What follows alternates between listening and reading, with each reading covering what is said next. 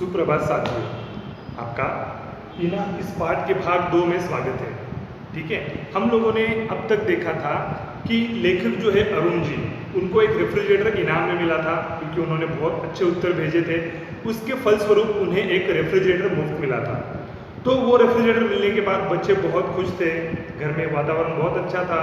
क्योंकि ये इनाम लगा था, रेडियो पर उनकी न्यूज़ सबने सुनी थी या सब जगह पे उनका ही ढिंढोरा नाम का पिटा था, इसलिए सब लोग वो रेफ्रिजरेटर जो है वो देखने के लिए घर पे चले आए। घर पे बड़ी भीड़ हो गई। उनके दोनों बेटे और बेटी दोनों को बहुत तकलीफें उठानी पड़ रही थी, लेकिन वो बहुत खुश थे, अपना रेफ्रिजरेटर लोगों को दिखाने के लिए बहुत खुश थे। लेकिन यहाँ पर उनके जो बाकी आसपास रहने वाले जो लोग थे, उनके जो पड़ोसी थे, वो इस बात से काफ़ी खुश नहीं थे। तो ऐसे जलीकटी सुनाने वाले या उनका जो उपहार मिला है या उनको जो लॉटरी लगी है, ये उनको बर्दाश्त नहीं हो रहा था। इसके लिए वो लोग भरसक प्रयास कर रहे थे कि कैसे तीर जैसे जो शब्द है चुभो के उनको उस जो आनंद था उनका आनंद कम किया जाए। इसमें बहुत सारे लोग लगे थे, है कि नहीं? तो भम्बड़ मच गई थी, शोर शराबा मच गया था कि बहुत सारे लोग वो रेफ्रिजरेटर देखने के लिए आ रहे थे। उनमें से कुछ अच्छे स्वभाव के थे, वो अच्छे से देख रहे थे, पानी पी के जा रहे थे। लेकिन कुछ लोग थे जिन्हें लेखक ने अलग अलग उपाधि दी है, जैसे लकीर की फकीर, कुछ कुड़ मगज, उसके बाद जला भुना या बिगड़े दिल वाला, ऐसे अलग अलग उपहार स्वरूप उन्हें नाम देकर लेखक ने भी उन्हें यहाँ पर एक हास्य व्यंग्यात्मक पद्धति से अपने सम्मुख रखा है। तो आगे देखते हैं कि लेखक इसके बाद बच पाए या उनके साथ और कोई अनहोनी घटने वाली थी या इस सब से लेखक कैसे उबर सकते थे, इसके बारे में हम लोग इस पाठ में अधिक जानकारी लेंगे। ठीक है, तो चलिए शुरुआत कर लेते हैं हम लोग कि अब तक हम लोगों ने देखा था कि जले भुने ने किस तरह से बच्चों से उगलवाना चाहा कि पहले से ये पैसे लेकर ही इन्होंने फ्रिज खरीदा है, लेकिन खुद का नाम हो इसलिए यहाँ पे लॉटरी का नाटक किया। तो आगे देखते हैं, बच्चों को इन झगड़ों से क्या, वे हंस कर अपना रेफ्रिजरेटर सबको दिखा रहे थे। हेमंत बोतलों से पानी पिला रहा था और अमिता खाली बोतलें भरकर लगा रही थी। खैर, राम राम करके उस दिन के डंडे से तो पीछा छूटा, लेकिन आगे क्या आने वाला था उसका हमें आभास भी न था।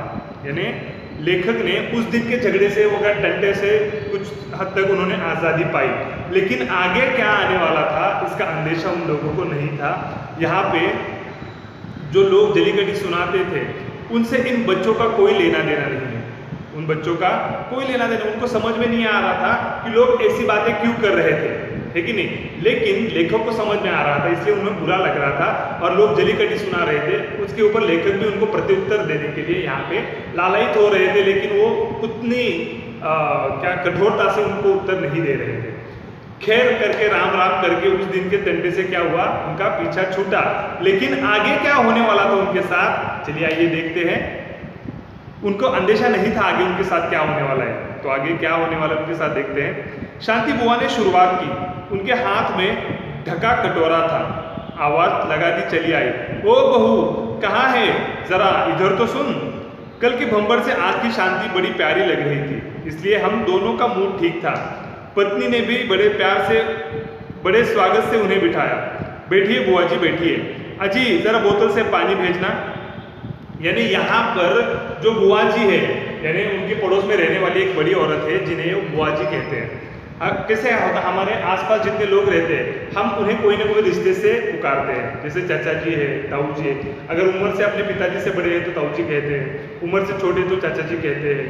अगर कोई अपने से बड़ा लड़का है, अमिता या उनके बेटी से बड़ा लड़का है, उसे दादा वगैरह कह के पुकारते हैं, दीदी कह के पुकारते हैं। ये ऐसा रिश्ते हम लोग बना लेते हैं। तो ऐसी एक शांति बुआ वहाँ पे चली आई जिनके हाथ में ढका कटोरा था। अभी उस कटोरे में क्या है उन्हें मालूम नहीं था, लेकिन बहुत दिन के बाद ये बुआ आई थी, इसलिए बड़े प्यार से उनकी पत्नी ने उसका स्वागत किया है कि आइए बुआ जी बैठिए। तो उन्होंने पहले भेजा, अपने बेटे को भेजा कि जाओ और ठंडे वाटर से क्या लाओ, पानी भिजवा लो। ठीक है, तो वहाँ पर वो पानी लेने के लिए चला गया है। तो कल जो भंबड़ मची थी, भंबड़ यानी शोर शराबा मचा था, उससे आज की शांति उन दोनों को बहुत अच्छी लग रही थी। घर कैसे शांत था और एक दूसरे के लिए उनके पास समय था, एक दूसरे के लिए वो वहाँ पे बैठे थे। इस वजह से उनका मूड बहुत ठीक था, उनका मूड बहुत ठीक होने के कारण उन्होंने वो शांति बुआ का भी अच्छा स्वागत किया, बहुत अच्छी तरह से क्या किया, स्वागत किया है यहाँ पे। तो आगे बुआ जी देखिए क्या कहते हैं, बुआ जी बड़ी जल्दबाज है, ठंडा पानी पीकर उठ गई, चल रही हूँ बहू, अब अभी चूल्हा नहीं बुझाया, यह आटा बच गया था, गर्मी में सड़ जाता, मैंने कहा रेफ्रिजरेटर में रखा हूँ, तेरे रेफ्रिजरेटर में रखा हूँ, शाम को मंगा लूँगी। यानी ये बुआ जी जो थी वो कुछ कारणवश यहाँ पे आई थी, उनका जो आटा बचा था, चपाती वगैरह करते ना रोटी करके जो आटा बचा था, वो आटा बचा हुआ आटा वो फ्रिज में रखने के लिए वहाँ पे आई थी, बोली तेरे फ्रिज में रख लूँ क्योंकि गर्मी का मौसम है तो ये सड़ जाएगा, गीला आटा क्या हो जाता है, सड़ जाता है, तो तेरे रेफ्रिजरेटर में रखवा लूँगी और शाम को वापस मंगवा लूँगी, जैसे मुझे ज़रूरत होगी वैसे मंगवा लूँगी। अब यहाँ पर लेखक के फ्रिज में बाहर की चीज़ें डिपॉजिट होना शुरू हो गया है, यानी लोग रखने के लिए आना शुरू। पहली शुरुआत किसने की है, शांति बुआ ने की है। आगे देखते हैं उनके साथ और क्या क्या होने वाला है। तो बुआ जी बड़ी जल्दबाज है, ऐसा किसने कहा है, उनकी लेखक की पत्नी ने कहा है। तो वो क्या की, पानी पिया और फट से उठ गई कि मुझे जल्दी जाना है। क्या जल्दी थी, आगे देखते हैं। पत्नी का दिल बाग बाग हो गया, शब्दों में मिश्री घोलकर बोली, बुआ जी आप चिंता न करें, मैं शाम को हेमंत के हाथ भिजवा दूंगी। यानी पत्नी को बहुत अच्छी लगी ये बात कि बुआ जी अपना कुछ चीज या अपना सामान उस रेफ्रिजरेटर में रखने के लिए आई है, तो उनकी पत्नी को बहुत अच्छा लगा, उनका दिल क्या हो गया, बाग बाग हो गया, यानी बहुत अच्छा लगा उन्हें। शब्दों में मिश्री घोलकर बोली, शब्दों में मिश्री घोलकर बोलना ये एक मुहावरा है, ध्यान रखिए, मिश्री घोलकर बोलना यानी मीठी मीठी बातें करना। यानी पत्नी ने बहुत मीठी बात उनसे की है, बहुत अच्छी तरह से पेश है उनके साथ, और उनको क्या बोला, बुआ जी आप बिल्कुल चिंता न करें, आपका जो ये आटा है उसकी बिल्कुल चिंता आप मत कीजिए, मैं शाम को मेरे बेटे के हाथों वो आटा आप तक भिजवा दूंगी, ठीक है। आगे बुआ जी कहती है, कटोरा ले लिया और रेफ्रिजरेटर में रख दिया, यानी उनके हाथ से वो कटोरा ले लिया गया और रेफ्रिजरेटर में बाइज्जत रख दिया गया, ठीक है। उसी संध्या को लाला दीनदयाल पधारे, उनके हाथ में मिठाई का बोइया था, गुस्से के मारे वो पहले दिन नहीं आए थे, इसलिए उन्हें देखकर मुझे दुगनी खुशी हुई। सोफे पर टिकाते हुए बोला, कहिए लाला जी अच्छी तरह से, यानी यहाँ पर जो लाला जी दीनदयाल जी है, जिन्हें लाला जी कहा जाता है उस मोहल्ले में, तो वो पधारे, उसी शाम को पधारे, जिस शाम को बुआ जी आई थी उस शाम को ही वो पधारे। पहले दिन वो नहीं आए थे क्योंकि वो बहुत गुस्सा हो गए थे। क्यों गुस्सा हो गए थे, आप तो जानते ही है कि लेखक की खुशी सबकी खुशी में शामिल नहीं थी, यानी लेखक की जो खुशी आई थी यानी लॉटरी लगी थी, उससे सब लोग खुश नहीं थे। उसके घर में भीड़ आई थी, बहुत सारे लोग देखने के लिए आए थे, लेखक का बहुत बड़ा नाम हो गया था वहाँ पे, ये बात सबको हजम नहीं हुई थी, इसलिए वो थोड़े गुस्से में थे पहले दिन। दूसरे दिन वो आए, कैसा होता है मोहल्ले में अगर मेरे साथ कोई अच्छा व्यवहार करे या ना करे, मेरा तो कर्तव्य दायित्व बनता है, ऐसे लेखक जानते हैं कि उनके साथ हम लोग अच्छा व्यवहार करने की कोशिश करते हैं। उसी तरह से लेखक को भी वो जो दीनदयाल जी आए थे, लाला जी आए थे, उनके आने से दुगनी खुशी हुई, क्योंकि कल वो नहीं आए थे, शायद नाराज हो गए होंगे, इसलिए आज आए, उनकी नाराजगी दूर करने का ये बहुत सुनहरा मौका लेखक के हाथ लगने वाला था, इसलिए लेखक को दुगनी खुशी हुई। लेकिन जब वो आए, उनके हाथ में एक बोइया था, बॉक्स होता है ना मिठाई का जैसे बॉक्स होता है, वैसे मिठाई का क्या था, बोइया था। तो सोफे पर टिकाते हुए, यानी सोफे पर बैठते बैठते मैंने बोला, लाला जी को बोला, क्यों अच्छी तरह से ना, सब खैरियत ना, इस तरह से उन्होंने उसको सवाल किया है। तो आगे लाला जी कहते, सब भगवान की कृपा है, तुम तो ठीक हो, आपकी दया है। अभी वो उन्होंने जवाब भी दिया है, सवाल जवाब होते हैं ना जब अभिवादन होता है, तो लेखक ने पूछा कि आप कैसे हैं, अच्छी तरह से है ना, तो उन्होंने कहा कि भगवान की कृपा से अच्छा हूँ, तुम तो ठीक हो, आप कैसे हैं, तो लेखक ने जवाब दिया, आपकी दया से मैं अच्छा हूँ। किसकी दया है, आपकी दया। अभिवादन के एक अलग अलग प्रकार होते हैं, उसके हिसाब से उन्होंने यहाँ पे उत्तर दिया है। हाँ जी, आपकी दुआ से लॉटरी में जीत गया, सुना है तुम्हारा रेफ्रिजरेटर आया है, उन्होंने पूछा। तो लेखक ने जवाब दिया, हाँ जी आपकी दुआ से लॉटरी में जीत गया, आइए देखिएगा। वे बैठे रहे, देखकर क्या करूँगा, विदेश की नकल करी होगी। मैं चुप रहा। पत्नी के कानों में बच्चों ने भनक डाली थी कि बगल वाले ताऊजी आए हैं, आम की आइसक्रीम तस्करों में लगा कर चली आई। लाला जी लीजिए, सवेरे जमाई थी। तो यहाँ पर लाला जी आ गए हैं तो लेखक को पूछा कि तुम्हें रेफ्रिजरेटर इनाम में मिला, ऐसा सुना है मैंने। हाँ जी आइए देखिए देखिए, मैं आपको दिखाता हूँ। लेकिन वो देखने के मूड में नहीं थे। क्यों? क्योंकि अंदर से जले भुने थे, है कि नहीं? उनको अच्छा नहीं लग रहा था कि लेखक को कुछ इनाम में चीज़ मिली है। ठीक है, तो यहाँ पर लाला जी अपनी जगह से हिले नहीं है। देखकर क्या करूँगा, विदेश की नकल की होगी, है कि नहीं, ऐसा उन्होंने बताया है। तब तक ये लाला जी आने की बात बच्चों ने उनकी बीवी के कान में डाल दी कि लाला जी आए हैं। तो लाला जी आए हैं, कल नहीं आए थे। आने के बाद खुशी लेखक और उसकी पत्नी दोनों को है।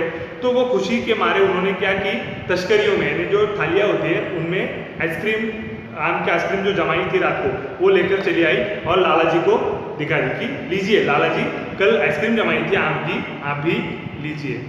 तो लाला जी ने यहाँ पे जवाब दिया है, नहीं बेटी, मुझसे नहीं खाई जाएगी। मैंने भी जोर दिया, लाला जी थोड़ी तो लीजिए, मैं आइसक्रीम नहीं खाता, दांत चिसने लगते हैं। यानी यहाँ पे लाला जी ने जवाब दिया कि नहीं, आइसक्रीम के लिए वो मना कर रहे थे। तो लेखक ने भी जोर डाला कि लाला जी लीजिए ना, थोड़ी तो लीजिए, हम लोगों ने जमाई इतने अच्छे से। तो यहाँ पर लाला जी ने कहा कि उत्तर दिया कि नहीं नहीं, मैं आइसक्रीम नहीं खाता, मेरे दांत चिसते हैं। चिसना मतलब जो दांतों में सनक आती है ना कुछ ठंडा खाने के बाद, उसे चिसना कहा गया है, यहाँ पे चिसते हैं। तो लेखक यहाँ पे अगली बात साफ करते हैं, बात बिल्कुल झूठ थी, किंतु जब भला आदमी इनकार कर रहा था तब हम जबरदस्ती कैसे करते, और फिर मैं अकेला खाता अच्छा लगता। विमला इसे ले जाओ, बांट दो, नहीं तो पिघल जाएगी। यानी कोई हमारे घर में आया है और वो नहीं खा रहा है, कोई चीज़ जो ऑफर की गई चीज़ हो वो नहीं खा रहा है, और हम अकेले ही बैठकर वो चीज़ नहीं खा सकते, वो जो अतिथि होता है उसका अपमान कहलाता है। इसलिए लेखक ने कहा तो मुझे भी नहीं चाहिए, ये लोग बांट दो बच्चों में, नहीं तो क्या हो जाएगी, पिघल जाएगी और उसका स्वाद खराब हो जाएगा, खाने में अच्छी नहीं लगेगी। लेकिन जो बात चिसने की बात थी, दांत चिसने की बात थी, दांतों को सनक आने की बात थी, वो साफ झूठ थी, ऐसा लेखक ने कहा है। जो दांत चिसने की बात थी ना कि मैं आइसक्रीम वगैरह नहीं खाता, वो साफ झूठ थी। इसलिए लेखक ने क्या किया, उन पर ज़्यादा जोर नहीं डाला है और खुद ने भी आइसक्रीम नहीं खाई है, वो आइसक्रीम बांटने के लिए कह दिया है। आगे देखते हैं क्या होता है।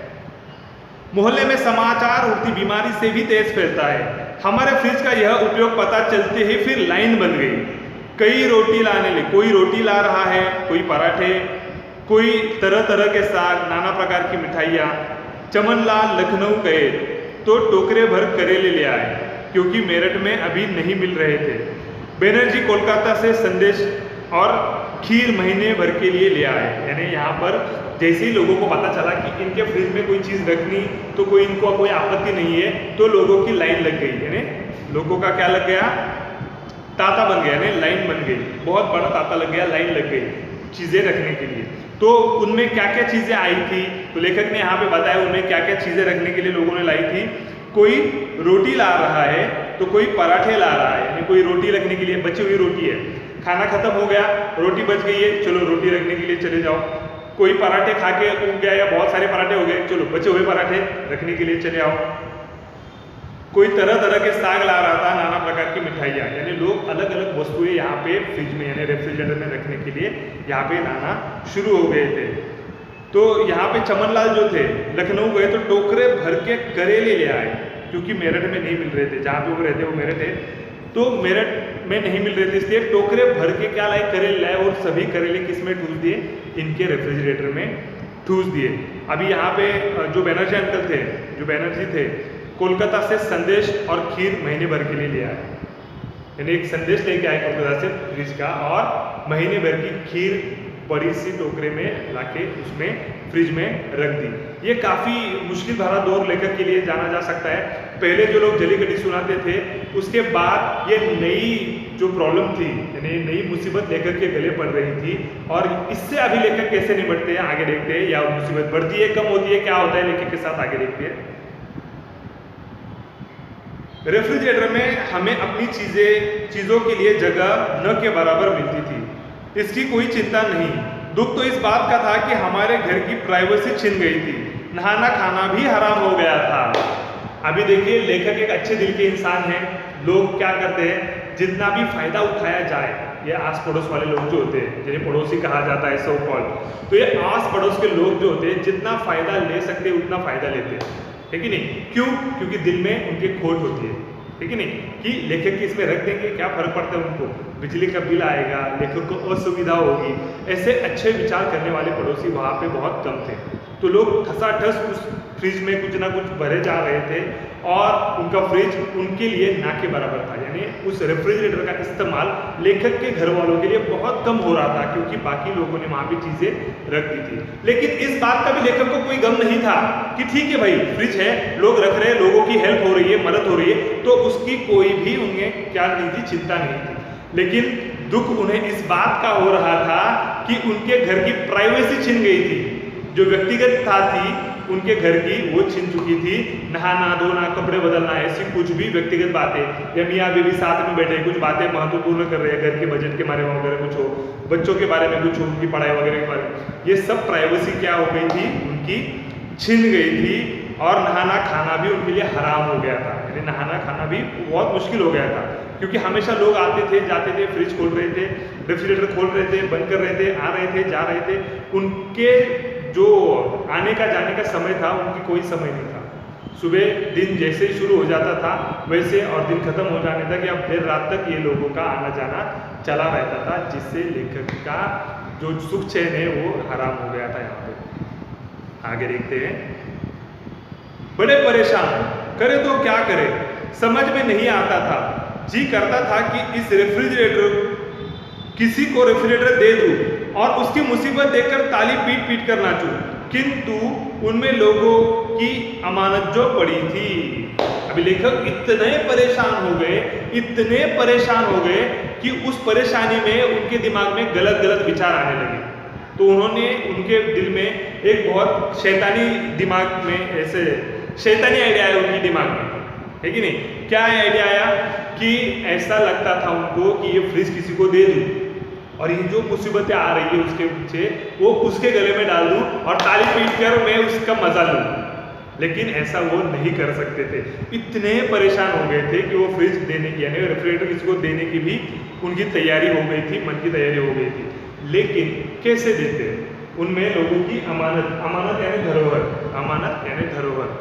किसी की कोई चीज़ अगर मेरे पास है, सपोज ये पेन, अगर किसी शिक्षक ने ये पेन मुझे दिया है कि सर ये पेन रख लो और कल मैं इसे लेके जाऊंगा, तो ये मेरे पास क्या हो जाती है, उनकी अमानत या धरोहर हो जाती है। इस पर मेरा कोई अधिकार नहीं, उनका अधिकार, लेकिन उसे संभालना मतलब धरोहर, अमानत कहलाती है। ठीक है, तो यहाँ पे अमानत पड़ी थी, इसलिए वो ऐसा नहीं कर सकते थे।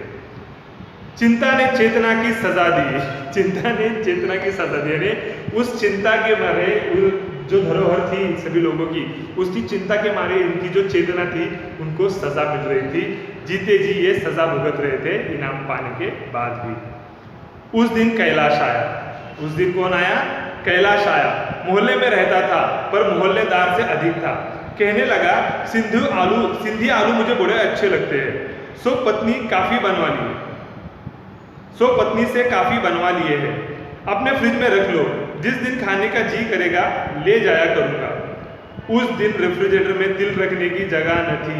अब यहाँ पे लेखक के जो मित्र है वो मोहल्लेदार से काफी अधिक था, यानी लेखक के अच्छे मित्र थे, ठीक है नहीं। तो कैलाश जी आए और उन्होंने क्या किया, मोहल्लेदार से अधिक होने की वजह से वो उनके बहुत नजदीक थे। लेकिन यहाँ पे लेखक को जब पता चला कि वो किस कारण से आए थे, कौन सा कारण था, सिंधी आलू जो होते हैं सिंधी आलू, यानी वो अलग तरीके से पकाए जाते हैं, सिंधी आलू उन्हें बड़े अच्छे लगते हैं कैलाश जी को।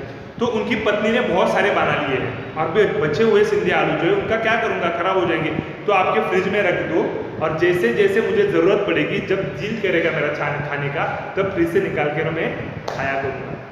लेकिन उस दिन क्या हुआ था, देखिए, उस दिन रेफ्रिजरेटर में तिल रखने की जगह न थी। तिल बहुत छोटा होता है, यानी रेफ्रिजरेटर इतना भरा हुआ था कि तिल रखने की भी जगह उसमें नहीं थी। मैंने उसे अपनी बेबसी बताई, बिगड़ कर बोला, अच्छा जी, अरे गहरे नत्थु खेरे तुम्हारे बाबा लगते हैं और यार लोगों को चीजें रखने के लिए लाचारी है। अभी यहाँ पे लेखक का वो अच्छा मित्र होने के कारण जब लेखक ने उसे लाचारी बताई, लाचारी यानी बेबसी, लाचार हो जाते हैं हम लोग, बेबस हो जाते हैं, हमारा कुछ नहीं चलता, तब उसे कहा जाता है लाचारी, बेबसी। लेखक ने अपनी बेबसी लाचारी बताई कि भाई इसमें तिल रखने की भी जगह नहीं है, तुम ये आलू नहीं रख सकते इसमें। तो उसे बहुत गुस्सा आया। दोस्तों को बहुत ज़्यादा गुस्सा आता है, जल्दी गुस्सा आता है कि नहीं दोस्तों के ऊपर, तो वो बिगड़ पड़ा। अच्छा जी, अरे गहरे नथु गहरे, यानी एक क्या है, एक कहावत है, अरे गहरे नथु गहरे मतलब महत्वहीन लोग, अरे गहरे नथु गहरे, महत्वहीन लोगों का सामान रखने के लिए जगह है, तो क्या रिश्ते में तुम्हारे बाबा लगते हैं वो, और दो यार दोस्तों के लिए जगह नहीं बोल रहे हो। इस तरह से उसने अपना क्या किया, गुस्सा यहाँ पे लेखक पर जता दिया। फिर मैंने पत्नी से आंखों आंखों में पूछा, उसने मैं सर हिला दिया, वह भाप रहा था, अच्छा मुझे दिखाओ मैं जगह कर लूंगा। यानी लेखक ने आंखों आंखों में पत्नी से पूछा है कि जगह ऐसे कुछ रख सकते हैं इसका, तो उसने भी जायजा लिया कि सच में जगह नहीं है कि ये बात बना रहे हैं। इस तरह से उसने क्या किया, जायजा लिया, और पत्नी ने भी उसमें सर हिला दिया। वह भाप रहा था, तो वो चेक कर रहा था कि सच में ऐसा है कि नहीं है, तो उसने बोल ही दिया वहां पे, अच्छा ठीक है फ्रिज खोलकर या रेफ्रिजरेटर खोलकर दिखाइए, मैं अपने लिए कुछ जगह बना लूंगा। अभी आगे देखते हैं क्या होता है। हम दोनों उसे निराश करते हुए वास्तव में दुखी थे। यह सुझाव खुद न देने की मूर्खता कर गए थे।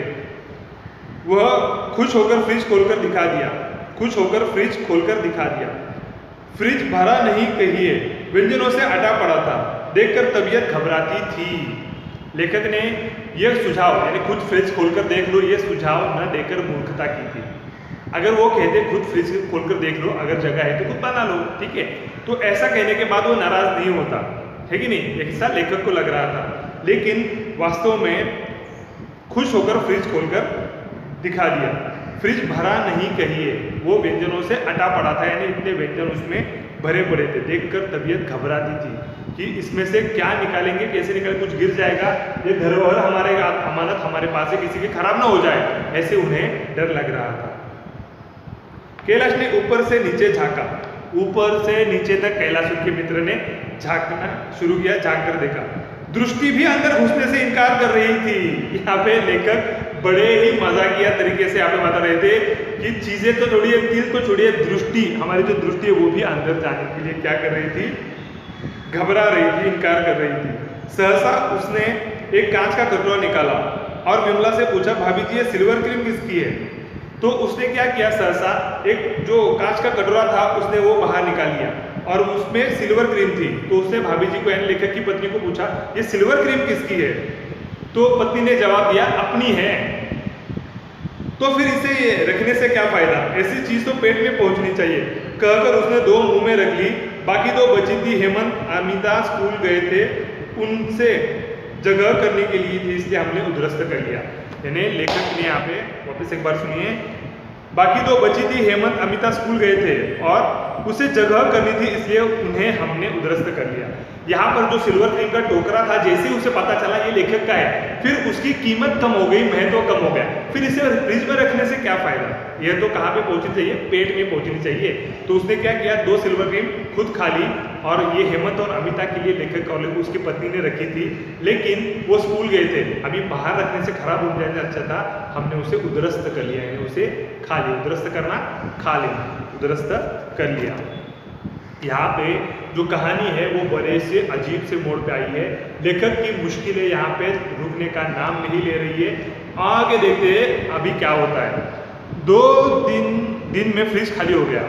अभी ऐसा क्या हो गया कि 2 दिन में फ्रिज खाली हो गया, उसमें केवल हमारी चीजें थी। शांति बुआ अपना मटर पनीर लेने आई, क्या करे बुआ जी, उसमें मच्छर गिर गए थे इसलिए फेंक दिया।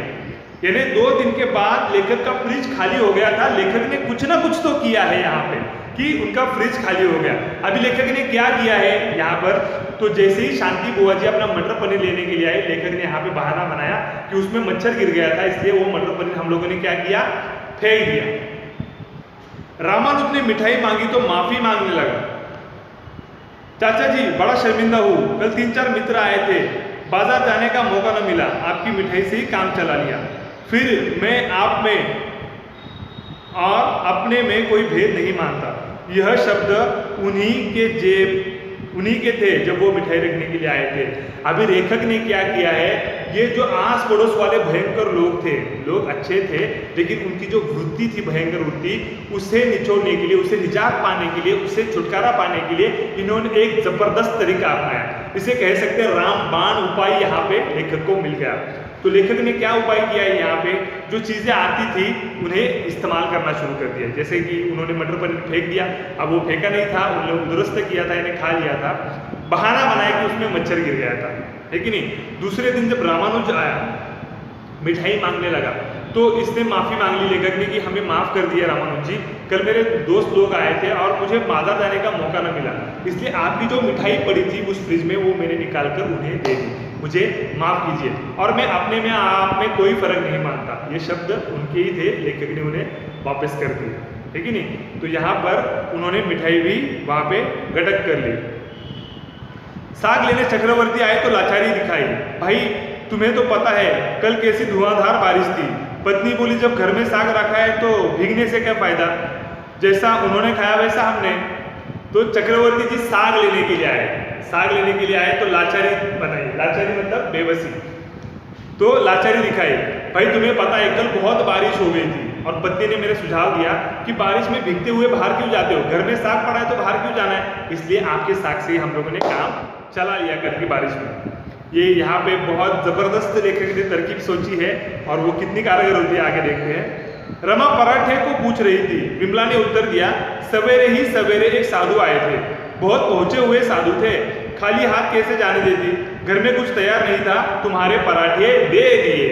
यहाँ पर लेखक और उसकी पत्नी ने जो रिटेलिएट किया है, यानी जो जंग शुरू हुई थी उससे निजात पाने के लिए इन्होंने जो यहाँ पे शुरुआत की है वो काबिल तारीफ थी और किसी को यहाँ पे निराश भी नहीं कर रहे थे, झगड़ा भी नहीं हो रहा था। इस तरह का बहुत अच्छा उपाय यहाँ पे लेखक ने किया था।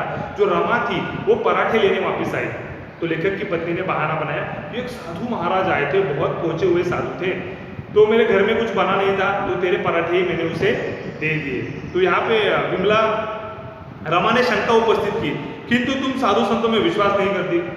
अभी उसको शक हुआ कि इतने पराठे ये साधु संतों में विश्वास नहीं करती, फिर भी इसलिए उसने सवाल पूछ दिया, तुम तो साधु संतों में विश्वास नहीं करती, फिर मेरे पराठे क्यों दे दिए तुमने।